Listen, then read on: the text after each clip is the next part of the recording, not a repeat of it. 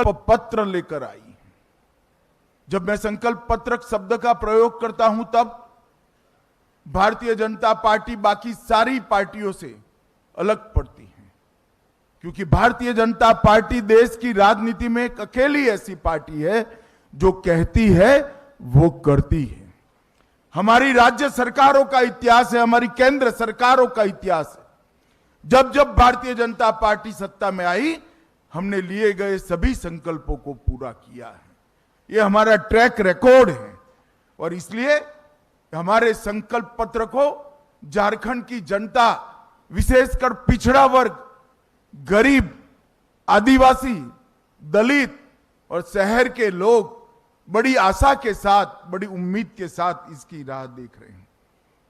वो चाहते हैं कि भारतीय जनता पार्टी के संकल्प में उनकी उम्मीदों की, आशाओं का प्रतिघोष हो और इसलिए भारतीय जनता पार्टी ने करोड़ों झारखंड वासियों से चर्चा कर कर इस संकल्प पत्र की रचना की है। इस संकल्प पत्र केवल भारतीय जनता पार्टी का नहीं है, करोड़ों झारखंड वासियों की आशा और उम्मीदों का प्रतिघोष है।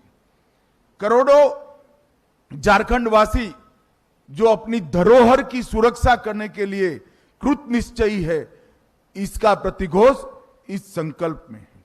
कुशासन और भ्रष्टाचार का अंत करने की इनकी जो इच्छा है, इसका प्रतिघोष इस संकल्प पत्र में है। गरीब कल्याण, इसका प्रतिघोष इस संकल्प पत्र में दिखाई पड़ता है और देश की सीमाओं की सुरक्षा और आदिवासियों की भूमि, बेटी और रोटी की सुरक्षा, इसका भी प्रतिघोष इस संकल्प पत्र में दिखाई पड़ता है।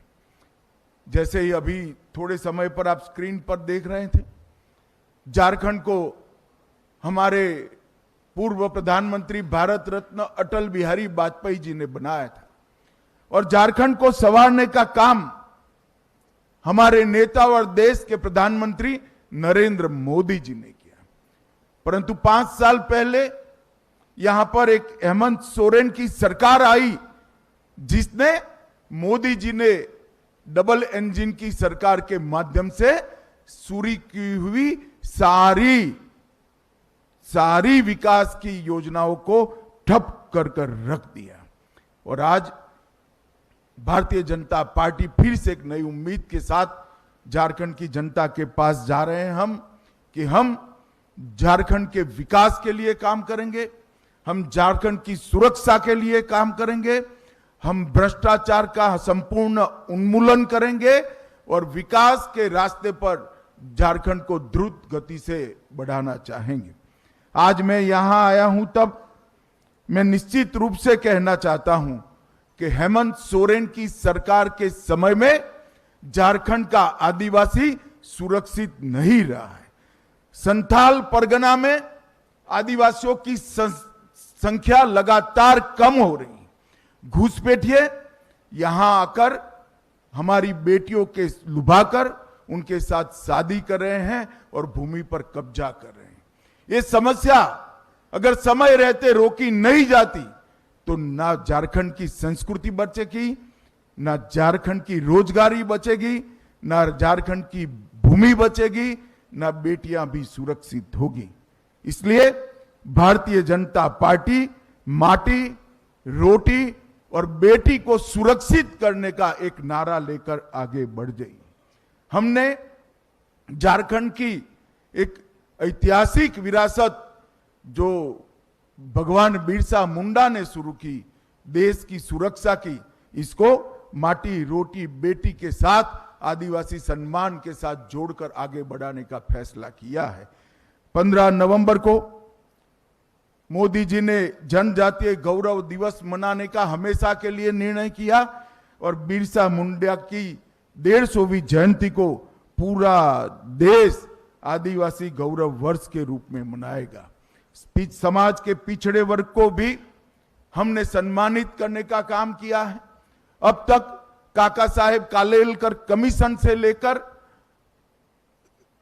मंडल आयोग तक कांग्रेस का इतिहास रहा है। कांग्रेस पिछड़ा वर्ग की विरोधी पार्टी रही है। इन्होंने कभी भी पिछड़ा वर्ग के आरक्षण के लिए कुछ नहीं किया, पिछड़ा वर्ग के सम्मान के लिए नहीं किया। मोदी जी ने पिछड़ा वर्ग को संवैधानिक सम्मान देने का काम पिछड़ा वर्ग आयोग को संवैधानिक मान्यता देकर करा।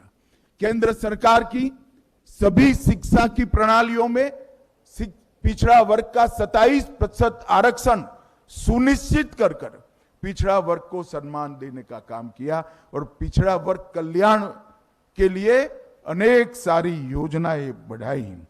आज पहली बार देश में गौरव के साथ एक गरीब आदिवासी घर की बेटी द्रौपदी मुर्मू, संथाल की ही बिटिया, आज देश के आदिवासी पहले राष्ट्रपति बनने का गौरव प्राप्त की है।